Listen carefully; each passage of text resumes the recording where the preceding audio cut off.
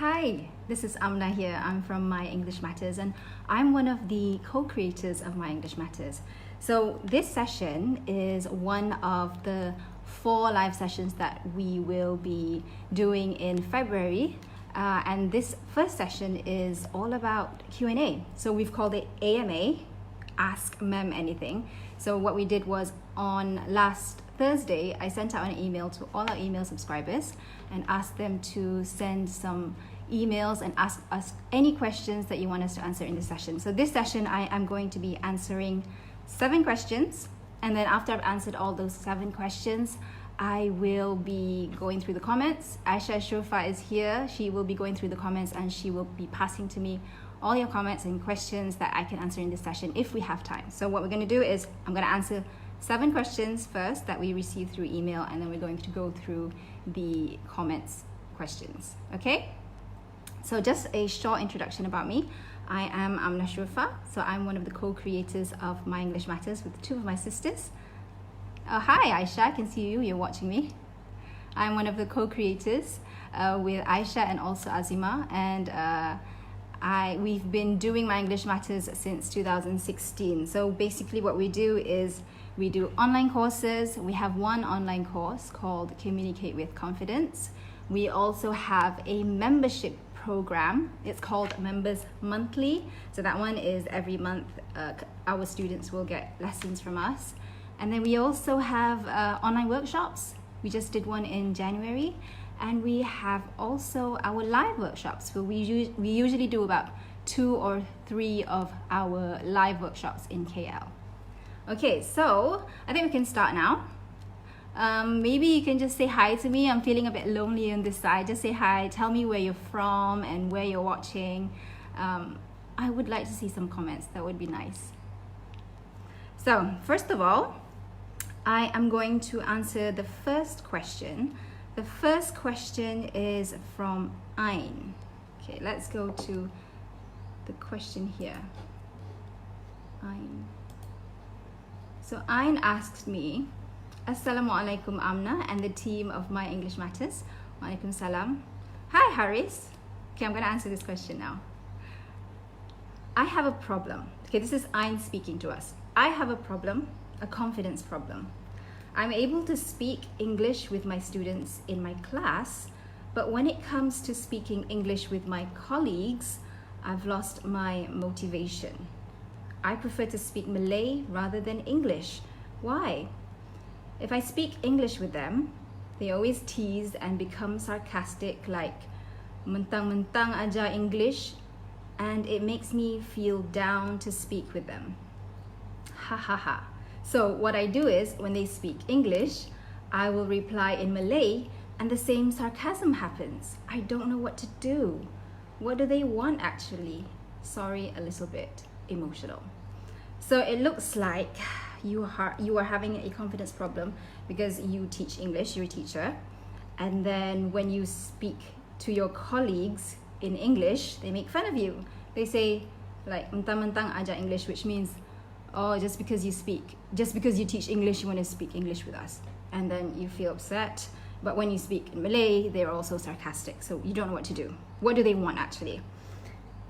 Okay. Your question here, what do they want actually? I can't answer what they want actually. But what I can help you with is 3 things that I have for you. Don't tie your confidence to other people's perception of you, what they think of you. You have to be able to be confident for yourself. I know that it's hard because I used to be somebody who really cared about what people think. I still do, but less than I did before. You have to be able to be confident no matter what people say about you, no matter what people think about you. I just want to share a short story about my own past. When I was 6, my family and we moved to England. So I didn't know any English at that time. And then I came back to Malaysia when I was about 14. So I spent all of my primary school years, 6 years of primary school in England, and then almost 3 years in England of high school. So when I came back here, I didn't know any Malay at all. And I struggled. So when I spoke English, I had this accent because we stayed in Manchester, so I had this Manchester accent which people didn't really understand. I would say things like, you know how you pronounce bus? I would say like bus. Or how people would pronounce water, I would say water. Or better, I would say better. And so there was this one time, and when I came here, I knew that I couldn't speak with this Manchester accent because nobody would understand me. So I had to change my accent. I had to sound more like a proper international English kind of accent. And there was this one time I was so excited. I was speaking with my friends, with my Malaysian friends, and I said something like, Prince William is ugly. And then my friends were like, what did you just say? And what I meant was Prince William is ugly. Okay, I don't think that now, but at that time when I was 14 years old, that's what I thought. So I always had to change myself for people, but that's in a good way because I needed to make them understand me. And then when I went to university, I would speak English all the time. And then to the point where somebody told me that they thought I was arrogant. So this one guy actually said to me that I'm arrogant. He said I was arrogant, and then there was another person thought I was sombong. Sombong means like, you know, you're a snob or something like that. Belaga, show off. So arrogant, show off. What's the other word? Conceited. Those were the kind of words that people said to me because I spoke English. So what I did was I stopped speaking English so much. I stopped answering teachers' questions because if the lecturer asked me a question, I would be the first one to put my hand up. But because people said that about me, I didn't want to answer any more questions. I became a quiet person because I wanted to accommodate. I wanted to please people so much. I wanted to be liked. To the point that, you know, it's good to be liked by people. You know, you make a lot of good friends, but don't try to be liked by people to the expense of your own confidence, to the expense of your own potential and what you can share with the world. So this is the story about me. And how can you apply it in your life? You know, don't care so much about what people think about you, all right? Because I know that it's hard because humans, we are social creatures, meaning that it is in our DNA to want to please people, to want to be accepted, to want to be liked, and that's how we've been surviving all these years through evolution. And okay, I'm talking about science now, but this is how the human species has thrived. We've always lived in communities and we always want to please people. We want to be liked. But like I said, don't do it at the expense of your own potential, all right? Be selective about the people that you choose to care about their opinions, okay? Because everybody's going to judge you no matter what you do. I was listening to this podcast once, and he was saying, it was a podcast by Lewis Howes, if I'm not mistaken, and he was saying that if you don't go after your goals or your dreams, people are going to say that you're lazy.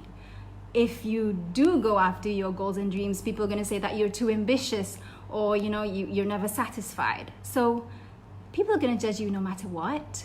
So do what works for you, what you like. And another tip that I want to share with you is to write your own goals.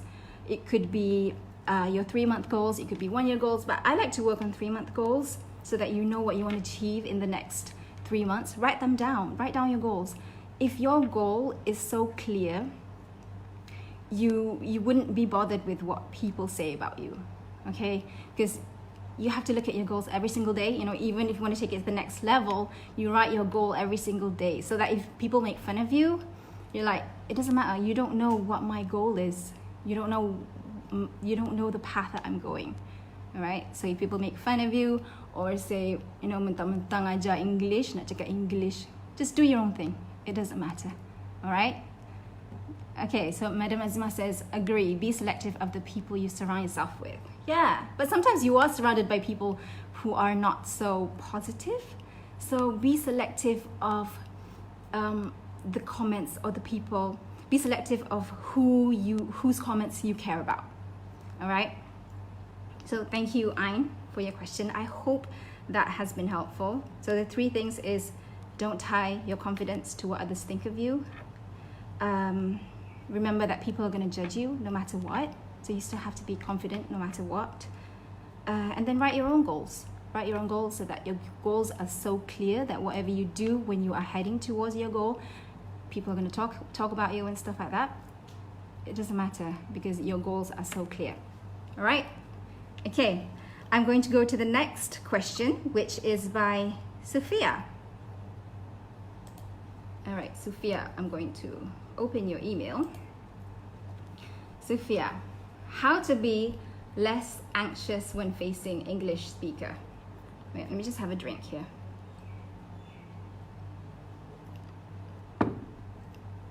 How to be less anxious when facing people. So I have 3 points for you also. The first one is you have to realize that the person that you're speaking to, whether they're an English speaker, whether they're a Malay speaker, a Tamil speaker, a Mandarin speaker, whatever language that they're speaking, they are human beings. They are human beings. They have their own fears. They have their own anxieties. They go to the toilet like you. They have people they love. They have hobbies. They are human just like you. And once you realize this, you're going to see them at the same level, like a peer. And when you see them at the same level of you as a human being, then that anxiety will go away a little bit. So they're normal human beings. And if you're speaking to them, most of the time, they genuinely want to understand you. So when you're talking to them, you have to realize that they are listening to you. They're not trying to judge you, but they want to understand what you're trying to say. Okay? Another thing that I want to share with you is that, so once you realize that they're human beings just like you, they have fears, they have anxieties. Maybe their anxiety is not in speaking, but they have other, anxieties in life, just like you do. Once you know that, you have to believe that you have what you have inside of you, the ability to share. So when you're speaking to an English speaker and English is not your native language, when you're talking to them, you just ramble on a bit. It's okay to ramble a bit because you're not wasting people's time. People want to understand you. So it's going to take some time for you to get to your point. So give yourself that time. Don't be so rushed to get to your point. I know it feels stressful when you're talking and that person is like, maybe their face is like, what is she trying to say? It's okay. Just let it all out. And eventually you have to believe that what you want to say is inside of you, inside your belly, inside of your heart, inside of your brain. You have to just let all the anxiety come out first, and then your point will come across. All right? So that one is like, give yourself the time to ramble on a bit, to let out all the anxiety, and eventually it will come out. You have to believe in yourself that it's inside of you. The third one is, the third point is, now because English may be your second language or your third language, so maybe your thoughts and your ideas, they're all in your native language. So I'm just assuming that your native language is Malay, and then you have this struggle to translate it in your head before it comes out. So how I see that is that it's like a floodgate. Like all your thoughts want to come out of your mouth, but you have to translate it first. So there's like this barrier, like a floodgate. So you have to be practicing all the time. Practice speaking out your ideas, your emotions, your feelings. And the more that you practice, the floodgates will open a bit like that. And the more that you practice, the floodgates will eventually be wide open so that all your ideas can come out really fast. Okay? So just keep on practicing. Practice with people who are English speakers, or just practice with a friend and say to them that I want to practice speaking English. I want to practice speaking my emotions, speaking out my ideas in English, so that when you do face an English speaker, you have less anxiety. All right. The next question is, it's a grammar question, and it's by Nadia. So Nadia is actually one of our students. She's one of our star students because she has joined our online course. she has joined our membership program. She's joined 2 of our live workshops. So I'm calling her our star student. I hope you don't mind that, Nadia. So Nadia asked a question. Dear Amnah, my biggest grammar problem is on ed. So ed is like, what do you call it? The when you say past tense word, you put an ed at the back. So like confuse, and you put ed at the back, confused. Okay. My biggest problem is on ed. I get confused when a verb should be added with ed or not. Generally, it can be categorized as past tense, past participle, and passive voice sentences. Are there any other situation when ed is used? For example, in the following sentence. Okay, Nadia she has shared a passage related to Star Wars. I'm not a fan of Star Wars, so if I say something that that's not correct, please don't judge me. Okay, I'm not a fan of Star Wars. My husband is. Okay, so this is the passage. Young Anakin Skywalker from Star Wars, brilliant, precocious, and idealistic, but ends up as a force for evil. Born into reduced circumstances, he is adopted by a powerful organization working for the good of the galaxy and is trained to the highest level. His potential is clear, and he is recognized and lauded as a potentially great leader, the chosen one. All goes well until he hits a point of crisis when everything he treasured is threatened. In desperation, he turns to a former friend and confidant, Supreme Chancellor Palpatine, who promises him the help that he needs. So that's the passage. And then Nadia, she highlighted the words reduced, adopted, trained, treasured, and threatened from the passage that I just read. The verb in blue above is with ed because the sentence is in a passive voice. After verbs such as is, does the verb take the ed form?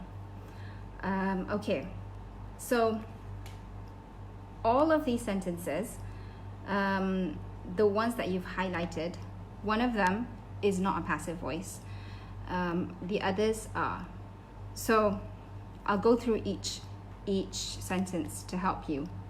Born into reduced circumstances. Reduced circumstances. So the word reduced in this context is an adjective. So reduced circumstances mean keadaan serba kekurangan, right? Something like that. So the reduced word is actually an adjective. It is not a verb. He is adopted by a powerful organization. Adopted by, this is a passive sentence, passive voice sentence. If you were lost, it's okay, but it's just great just to listen. Passive voice means that, okay, let me just give an example first, what I mean. This is an active voice sentence. Amnah throws the ball. Okay. If it's a passive sentence, it is the ball is thrown by Amnah. That is passive voice. Okay, I hope that's clear. So when this passage says he is adopted by a powerful organization, that's a passive voice because he is adopted by a powerful organization. So yes to your question, if it's in a passive voice, the verb takes an ed form. So he is adopted. There's an ed at the back. Okay. And is trained, and Anakin is trained to the highest level. That is also passive voice. So yes, passive. He is recognized and lauded as a potentially great leader. Yes, that is passive voice. And the other one is he all goes well until he hits a point of crisis when everything he treasured. So everything he treasured is actually the treasured here is a past tense, but it's a verb that happened in the past. So he treasured something. Is threatened yes, that is passive voice, so it takes the ed form. Okay, if you're lost, that's fine. You don't have to worry about this so much. This is more about for writing, but when it comes to speaking, you don't have to worry, and you don't even really need to remember or memorize these terms like passive voice, active voice. I didn't know all this until just recently, so don't worry about it so much. But when it comes to writing, you do have to know whether to use the passive voice or the active voice. Okay, let's go to the next question.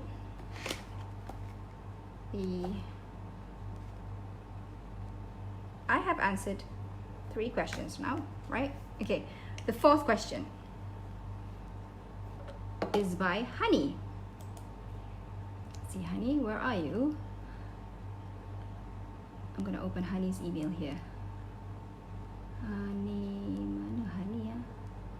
Oh, here she is. Okay, this is Honey's question. How to gain confidence in speaking? When I talk to people, I tend to regret it because I felt like my intonation was so awkward and weird. It makes me don't have the confidence to speak, and I choose to keep quiet most of the time. Okay, let's answer this question. Firstly, Honey, I want you, because you are a subscriber, I know that you've already gone through our short free course, but I want you to go through that one again. So if you're not a subscriber, go to myenglishmatters.com, drop in your name and email address, go to your email and confirm your subscription, and we will send you 7 tips to speaking with confidence over 3 days. So the first 3 tips we'll send to you on the first day is all about what you can do behind the scenes. So behind the scenes meaning that when you're not speaking to someone, what can you do? So you work on your mindset. You tell yourself that you can do this, and then you can practice. There's 3 tips, right? I'm not gonna go through all of them now. I want you to go through it by yourself. And then the next 3 tips is all about what to do when you're speaking. I talk about intonation, about speed, about emotions. So, and then the last 7th tip is we will send to you on the 3rd day, which is like a bonus tip on how to sound more like a native speaker and how to not sound like a robot.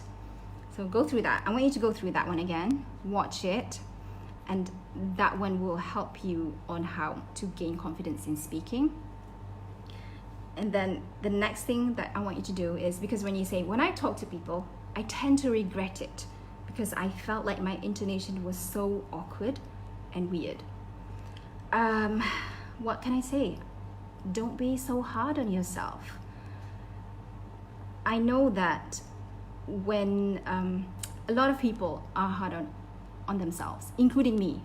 When you look at yourself, you're like, oh my God, I look so bad. That's why I hate going on video. You're so hard on yourself. And people are everybody's just worried about themselves. But the thing is, when you are so hard on yourself and you say that you sound so awkward and weird, you are not giving yourself the kindness that you need.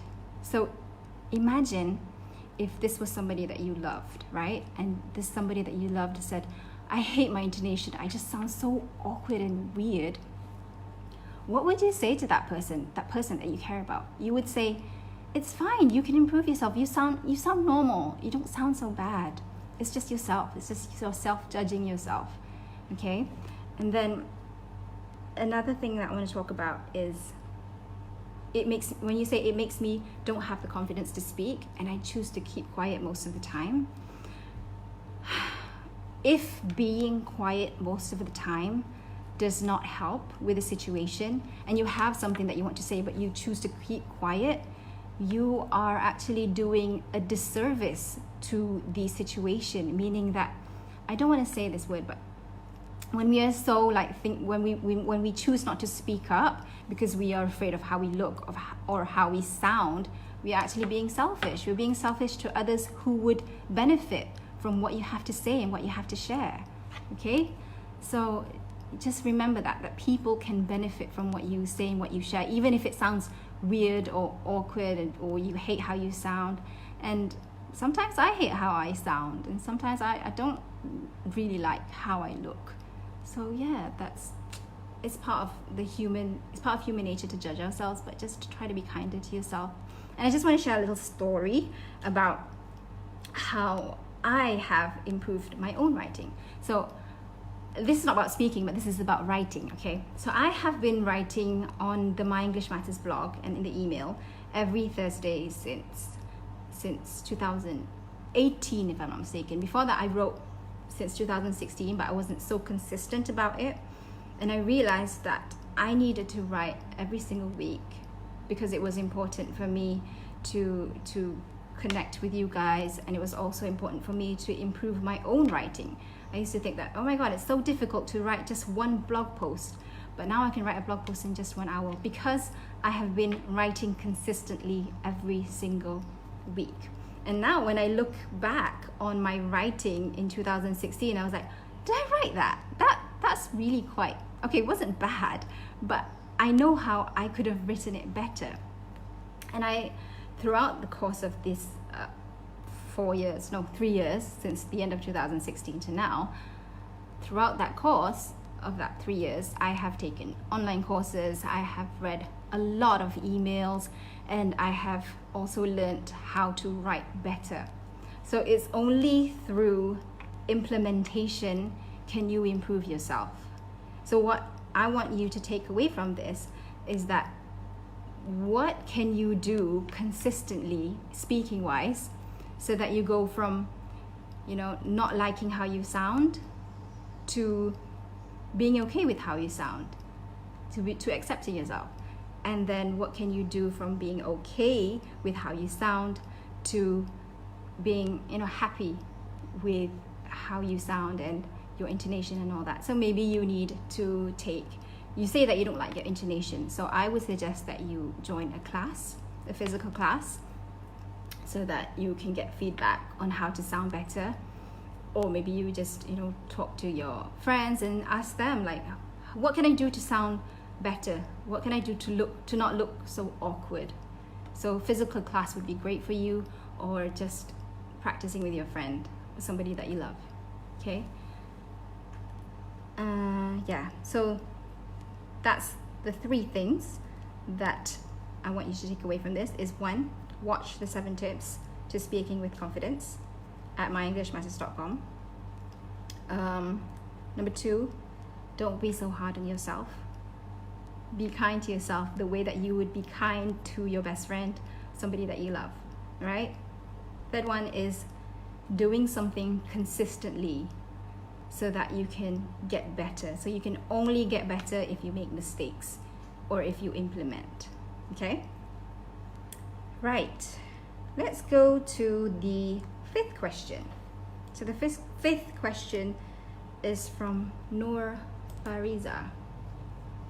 By the way, if you have any questions for me, please type them in here in the comments, and then I will go through any interesting questions and I'll answer them here if we have time.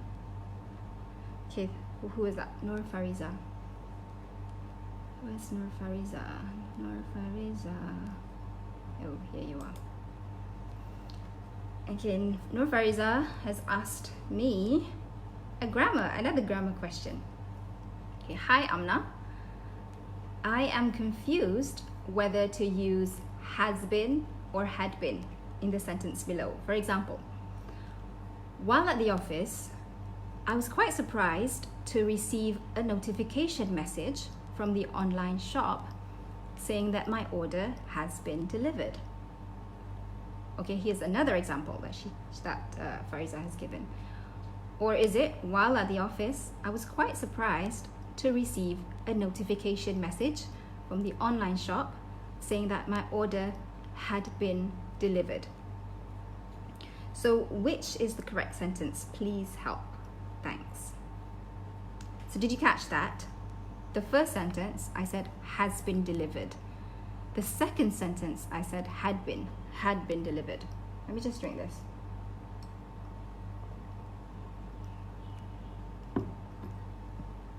So when you say has been, I'm not going to go through what this has been and had been, what the grammar phrase is called. But when you say has been means that it began in the past and it's relevant now. It's still in progress, or it just ended just now. So that's when you say has been. If you say had been, it began in the past and it was true at a time in the past. So it might not be relevant now, it might be relevant now, but it was true in the past. So it began in the past, it ended in the past. That's had been. Has been is it began in the past and it just ended now, or it's still relevant now, it's still continuous now. So in this sentence, I would say had been, because you say, while at the office, I was quite surprised to receive a notification message from the online shop saying that my order had been delivered.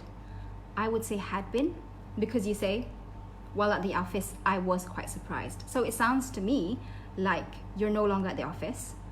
You were there at the office this morning or this afternoon. So I was quite surprised at that time that my order had been delivered at that time. Okay, so the correct one is actually had been.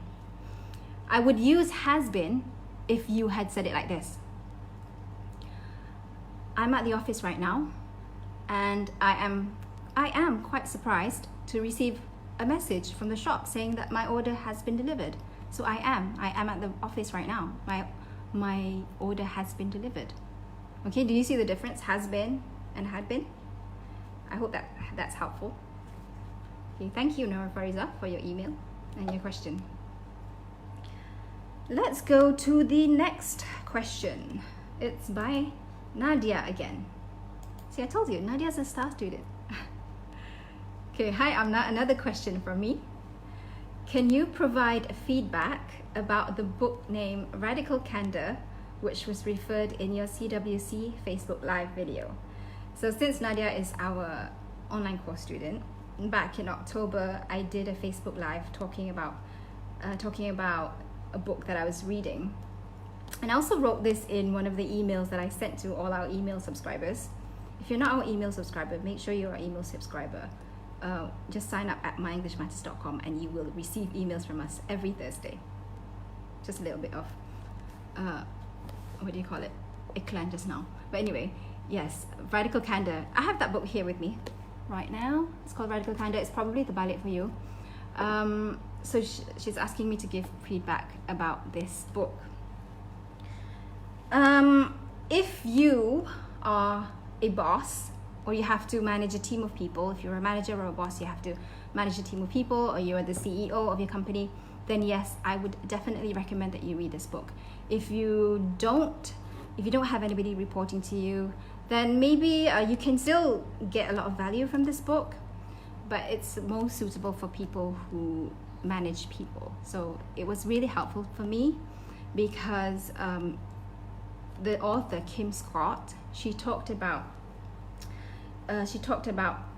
if you are managing people, you have to personally care about them. You can't treat them like cogs in a machine. You can't treat them like robots. They are human beings. They are complex. They have emotions.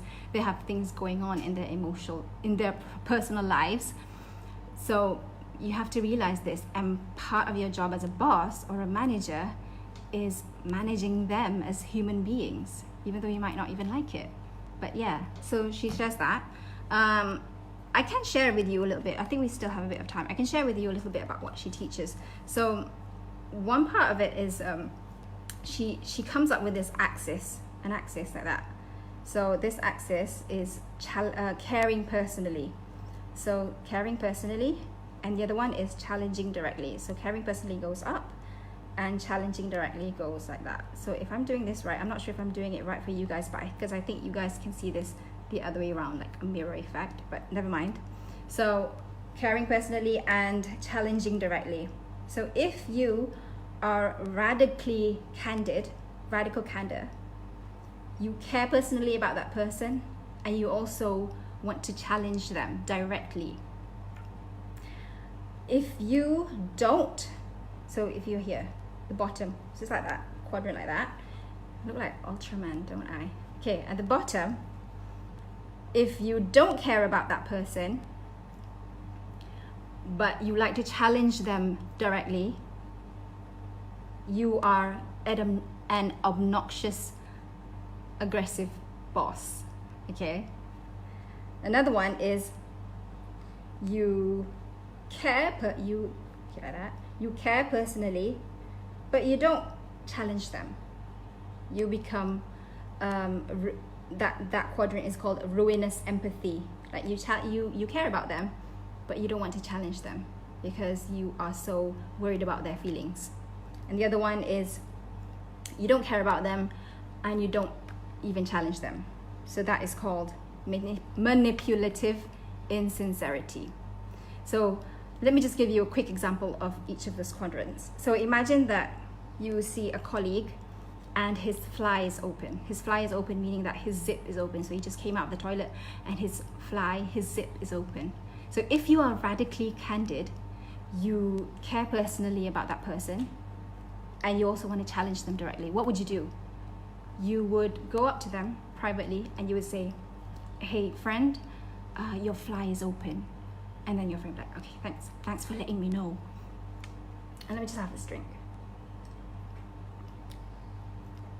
If you did not care about that person, but you like to challenge directly, you would shout, you would say, hey, your fly is open, ha ha ha. You would laugh at them because you don't care about their feelings, but you like to challenge them. So that's being obnoxious and aggressive at the same time. Another one is you care about them, but you don't want to challenge them because you're afraid that you might hurt their feelings. What do? You don't say anything. You see that their fly is open, you don't say anything because you're like, oh, if I tell them, they're going to be upset, right? And then the other one is you don't care about them, and you don't even challenge them. What do? You don't do anything. You're like, I don't care. Just keep quiet about it. Okay, so radically candid, that's what radically candid means. It means that you care about them personally and you challenge them directly. So just remember that very vivid example that I shared with you just now. Okay? Right. We're 35 minutes in. Okay, this is the last question that we have. It's from Azura. Salam, madam. I would like to ask a few questions. Walaikum salam, Azura. Number one, does the amount of words or nouns we know affect our fluency in English? And the second question is, how many new words should we learn every day? Okay. Let me just give me some time to think about this. Does the amount of words or nouns we know affect our fluency in English? To a certain extent, yes, because when we know more words, we are more able to express ourselves. But there's a certain extent where there's a certain level where it's enough. The words that you know, the nouns that you know is enough. I just want to share with you that there's this book that I read. It's called 5 Stars. It's written by Carmine Gallo, and he's also the writer of Talk Like TED and a few other books about speaking, where he gave an example of this is one professor. I forgot her name. I think her name was Professor Rubin.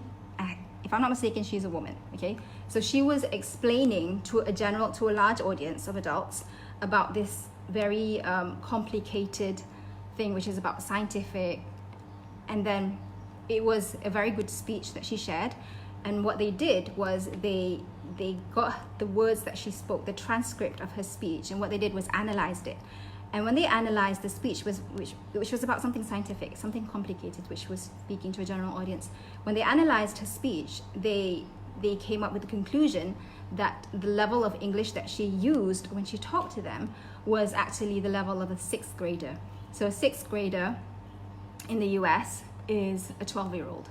So if you want to be a confident and effective speaker, it's okay to speak at the level of a 6th grader, of a 12-year-old, all right? So don't really worry about the amount of words or nouns that you know. And also I found this post online. It's from the Washington Post, that Donald Trump, who is the president of the USA, he speaks like a sixth grader, and it's not something that you should make fun of or look down on. And a lot of politicians do speak like sixth graders because they know that the general US population, their level of literacy is up to 8th grade, which is 8th grade is 14 years old. So they speak at the level of 6th graders so that more people are able to understand what they talk about.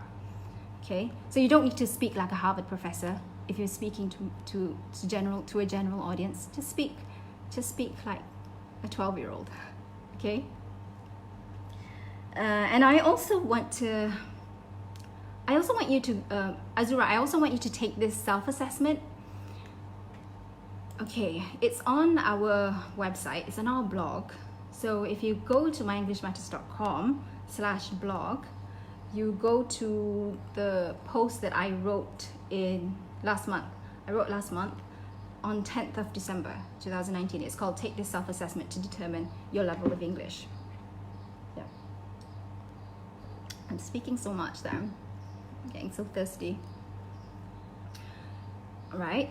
So this level of English is called CEFR, stands for the Common European Framework of Reference for Languages.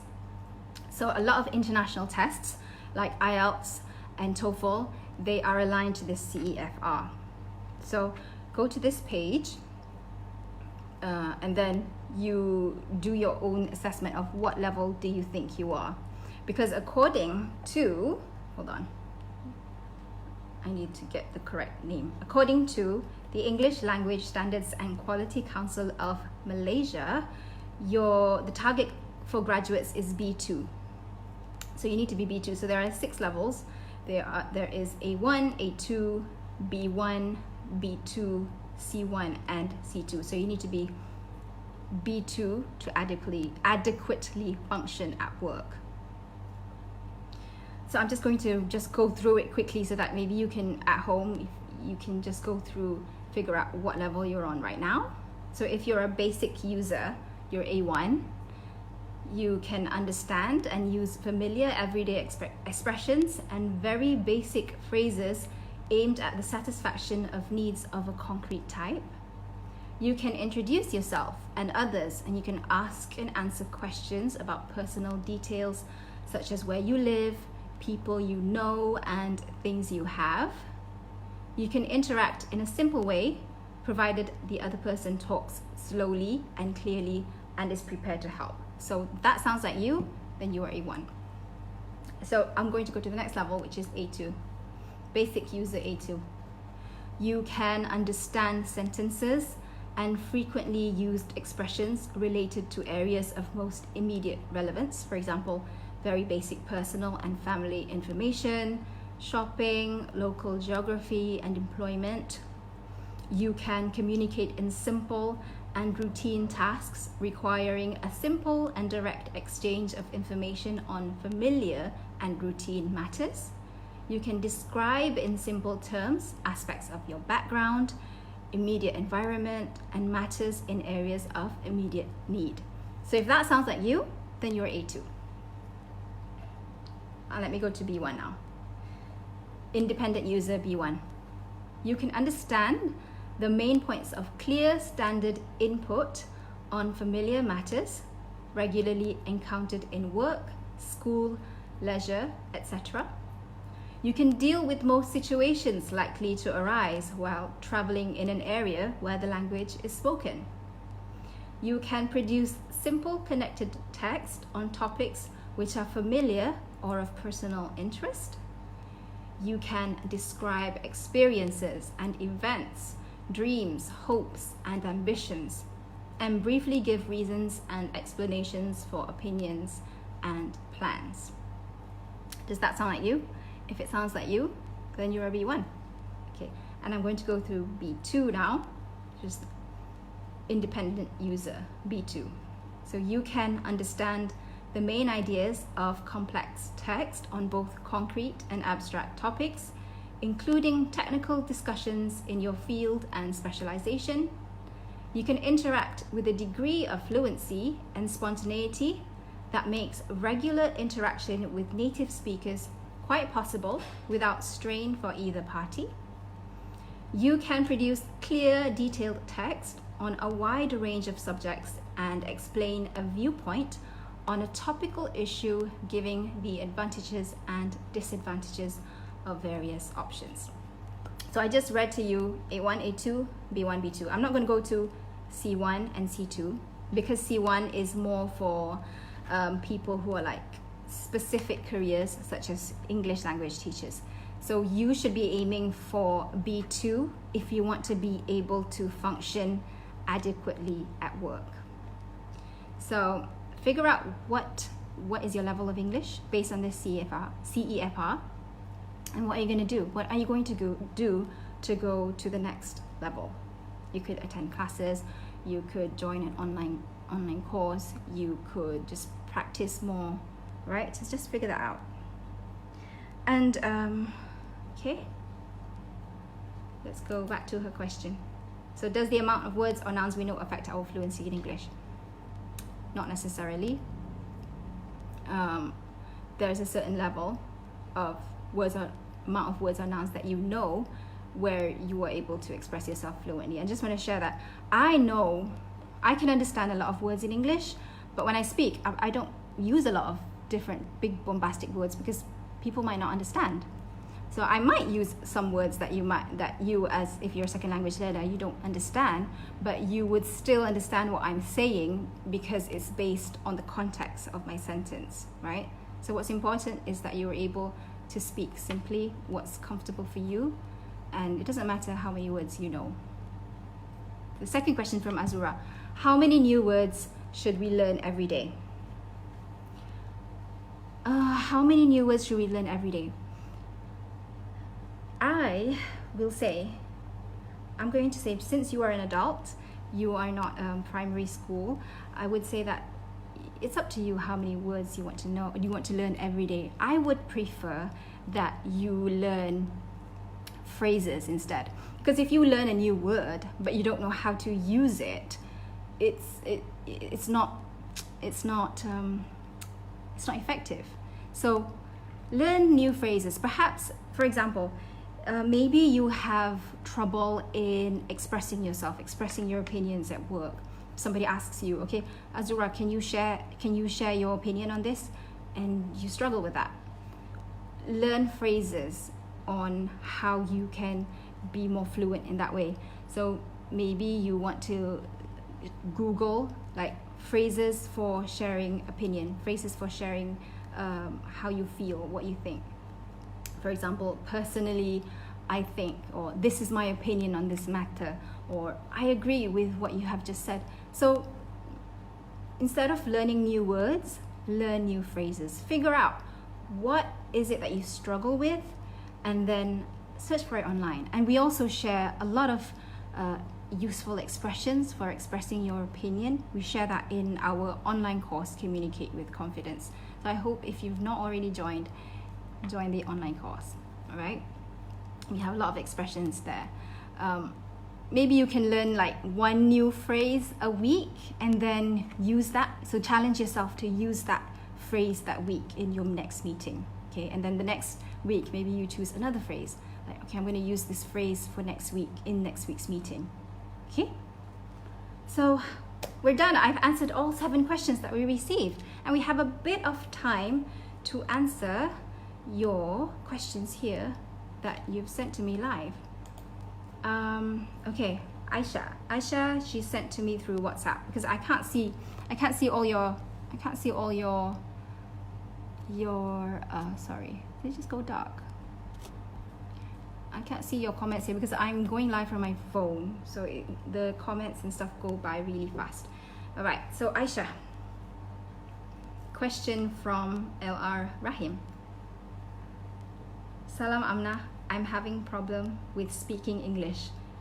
No confidence, and moreover, it's about my grammar. Okay, what I would say is, firstly, watch the 7 tips in our email. So go to myenglishmatters.com. We have 7 tips to help you to speak English with confidence. Go through that. It goes through part 1, which is behind the scenes, what you can do to mentally prepare yourself for speaking. And then second is like, what do you do when you are speaking, about your tone, your emotion, your volume, your speed. All right, go through that.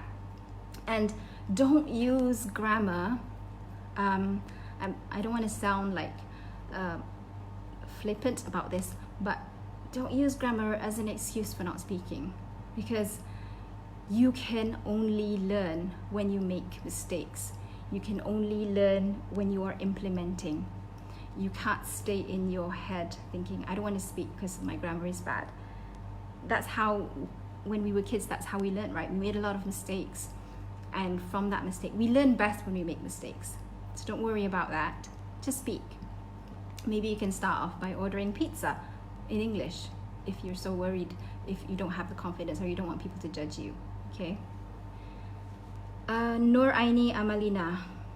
My daughter is 6 years old. How to start conversations with her at home? What kind of the best way? What is the best way to keep speaking with her? This is a great question, because this is actually a blog post which Madam Azimah wrote back in 2017, I think, how she speaks English to her. So I'll just share with you what I remember from that post is that, what are the normal things that you say to your children? So when you speak to them, add on something in English. Like if you say, okay, hari ni kena mandi awal sebab nak pergi mengaji. You could say, okay, today you need to take a shower early in the morning because you have Quran classes, something like that. You have to follow the same intonation so that they don't feel like, what is she saying? Follow that same intonation that you speak in Malay and with English. And Madam Azimah also shares quite a few more tips that on how to start speaking English with your children, which was a popular post in our blog. I think what I'll do is on Thursday, our coming email on Thursday, I will link to all these references that I've talked about in this live video. So I'll link to any blog posts or any passages that I've mentioned here, and then so that you can visit it after this lesson, which is on Thursday. Thursday I'll send you an email about it, okay? So I'll send a link to that particular article. So I hope you are already our email subscriber. If you're not, make sure you are. Go to myenglishmatters.com, drop in your name and email address, and we will send you 7 tips to speaking with confidence. And after that, you will get weekly emails from us every Thursday. So we share tips and lessons in English. Ifa, question from Ifa. Hi Amnah, what can I do to speak fluently, and how can I speak fluently without stopping and hesitating? What can I do to speak fluently, and how can I speak fluently without stopping and hesitating? Okay, this is something that even I face. Like, I think that I speak quite slowly. You might think that I speak quite fast, but there are times when I am thinking and it takes a bit of time to come out of my mouth. And I'm always, when I'm speaking, when I speak slowly, I'm like, oh my gosh, I'm wasting this person's time, or oh my god, it's so awkward, I'm stopping so much. But people don't really notice it. People appreciate you speaking slowly, not too slow, but people appreciate that you speak clearly and slowly. And if they are engaged with you, they won't even notice that you are stopping and hesitating. But another tip that what you can do is to speak fluently is to just practice speaking all the time. Practice speaking every day. You know, if you're like brushing your teeth, say, I'm brushing my teeth, so that you can become used to speaking in English, so that you become used to thinking in English and speaking in English. Because there's also, I read this article somewhere about the more you do something, there's like neurons in your brain that it creates like pathways, so that the first time it's hard, but the second time there's like a clear pathway in your brain already, so it's like it gets to travel on that path faster, okay, because the path is already created, something like that. So you're able to speak more fluently. All right, do I have any more questions? Aisha, is that all? Do we have any questions here? Okay, let me just go through the comments and see whether anybody has written anything. Okay, sorry, I just read. Our brother Firdaus, who is also watching, is now reminded of the time his fly was open in public. Okay, yeah, there's this one story about old brother. But he was still a child at that time. His fly was open in public, and he went to like a bookshop, and then somebody actually said to him, "Your fly is open." But I'm sure my brother appreciated that comment, because if nobody told him, because nobody cared or nobody wanted to challenge him, his fly would be open and more people would see it, right? So it's great. It's great to tell someone because you care about them personally. It doesn't have to be somebody that you know. It could just be a stranger. You can care about a stranger, care about them and tell them that their fly is open, and they would appreciate it, right? Hi, Sharizan. Oh, Nadia Anis says, interesting book, heading to MBH after this. Thank you for entertaining my questions. Nadia, I'm not sure if this book is in MBH actually, because I couldn't find it. I actually bought it from Book Depository, bookdepository.com. So there are a lot of books that if you can't find them in MBH or Popular, they might be in Kinokuniya. Kinokuniya has more variety of books, but I like to buy my books from Book Depository because I don't like to search at the shop, because it's hard for me to find the books that I want to read. What I do is I get recommendations from people that I trust, people that I follow, and I just look for them online and just buy it, and it gets delivered to me. Okay, let me see, who else? Any comments? A good leader cares and challenges their people. Yes. Oh, I see the book is not a grammar book, sorry. Is the book for students? No, the book isn't for students. It's more for managers and CEOs. Okay, I have another question here from Marlis. Marlis, hi madam. In what type of sentence do we use perhaps? Thanks for the question. Perhaps is used when you can say, for example. So I like to use the word perhaps a lot. It's easy for me, I guess. So for example, I always use the word perhaps to say for example. So you can say, for example, let me think of an example. Perhaps we can go to the playground this afternoon. Oh, actually, this doesn't mean for example. Perhaps it's just like, it's like a polite way of saying, like, why don't we go to the playground this afternoon? Perhaps we can go to the playground, something like that. So I'm sorry, it doesn't mean for example. So I hope that's right. Che Orchid, another question from Che Orchid. Orchid, right? Not orchid, orchid. I'm very literal. Okay. What does challenge in the context of the book that you've reviewed means? What does challenge in the context of the book that you've reviewed means? Yeah, I was talking about this book called Radical Candor. Challenge means that you tell someone what can they do to go to the next level, or you help them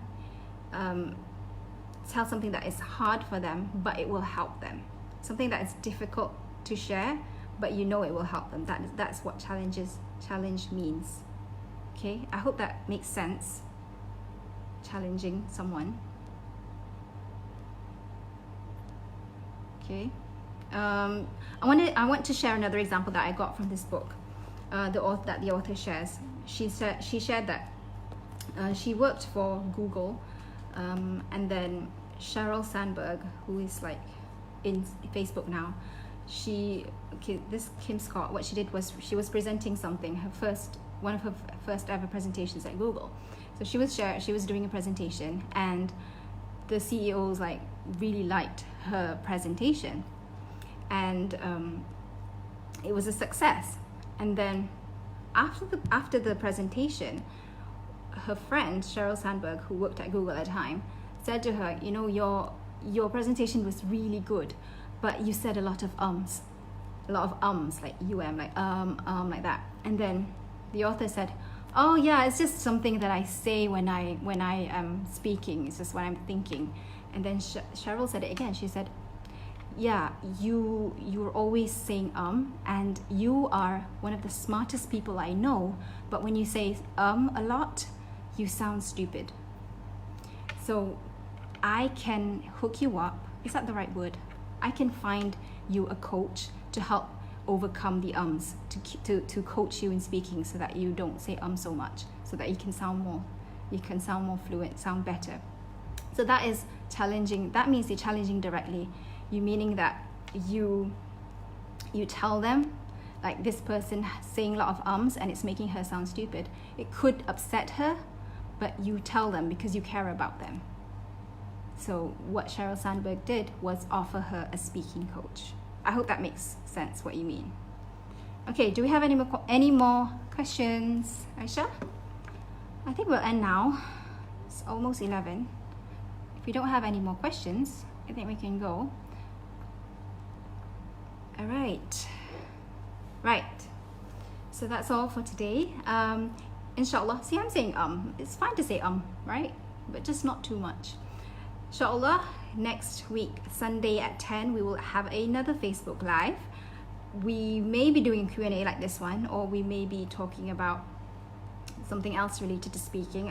We haven't really decided yet. So I will send you an email, inshallah, this coming Thursday with more details about next week's Facebook Live. So it's going to be me again. And then the following week, Madam Azima will go live for 2 weeks. So that's 4 of our Facebook Live sessions for February. Okay, that's all for oh, I have another question from Lena. Bye, Anis. Oh, but I just want to answer her question. My huge problem is I always feel insecure or shy to speak with people. Okay, I think I addressed this earlier.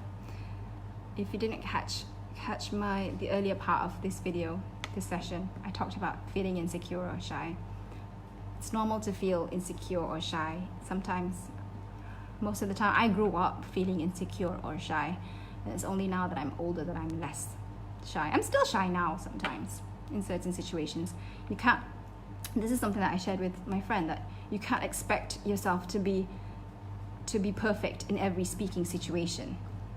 You can't expect that from yourself, but you can from the situations where you are less confident. What can you do to get better?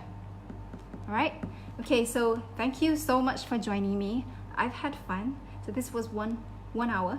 Can't believe I did 1 hour of just speaking to myself. Okay, I'm speaking to you guys, but yeah, this was so much fun, and we'll see you next week.